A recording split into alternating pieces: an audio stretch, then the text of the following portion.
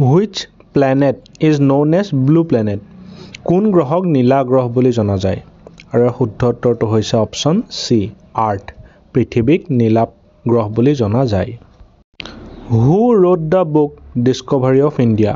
Discovery of India নামৰ কিতাপখন কোনে লিখিছিল আৰু শুদ্ধ উত্তৰটো হৈছে অপচন বি জৱাহৰলাল নেহেৰু জৱাহৰলাল নেহেৰুৱে Discovery of India নামৰ কিতাপখন লিখিছিল Which is the largest desert in the world? বিশ্বৰ আটাইতকৈ ডাঙৰ মৰুভূমিটোৰ নাম কি আৰু ইয়াৰ শুদ্ধ উত্তৰটো হৈছে অপচন এ সাহাৰা ডেজাৰ্ট সাহাৰা মৰুভূমি হৈছে পৃথিৱীৰ আটাইতকৈ ডাঙৰ মৰুভূমি What is the national bird of India?